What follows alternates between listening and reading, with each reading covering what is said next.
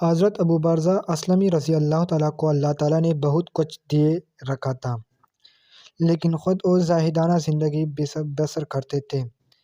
زندگی بھر کبھی پرتکلف نہ کھانا نہ کھایا، نہ قیمتی لباس پہنا، گھوڑے کی سواری بھی نہیں کرتے تھے۔ ان کے ساتھ ایک صحابی حضرت عائض رضی اللہ تعالیٰ تھے، وہ عمدہ کپڑے پہنتے تھے، وہ گھوڑے کی سواری کے بھی شوقین تھے۔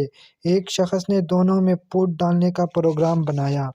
پہلے وہ حضرت عائض رضی اللہ تعالیٰ کے پاس گئے اور ان سے کہا، ابو برزہ رضی اللہ تعالیٰ نے تو بس آپ کی مخالفت پر کمر باندھ رکھی ہے، نہ قیمتی کپڑا پہنتے ہیں، نہ گھوڑے پر سواری کرتے ہیں، جبکہ آپ قیمتی کپڑے بھی پہنتے ہیں اور گھوڑے کی سواری بھی کرتے ہیں، گویا وہ آپ کے مقابلے میں پرہیزگار بنتے ہیں۔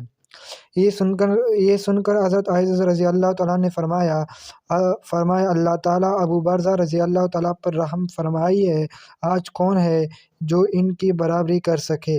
ان کے اس جواب سے مایوس ہو کر وہ شخص ابو برزہ رضی اللہ تعالیٰ کے پاس گیا اور ان سے کہا، آپ دیکھتے ہیں عائض رضی اللہ تعالیٰ کتنے ٹاٹ باٹ سے زندگی گزار رہے ہیں، قیمتی لباس پہنتے ہیں، گھوڑے کی سواری کرتے ہیں، ہر وقت آپ کو نیچا دکھانے کی فکر میں رہتے ہیں۔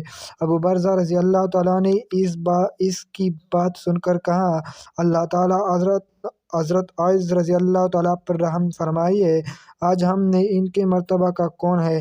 بولا یوں وہ اپنا سا منہ لے کر رہ گیا۔ حضرت ابو برزہ رضی اللہ تعالیٰ نے 665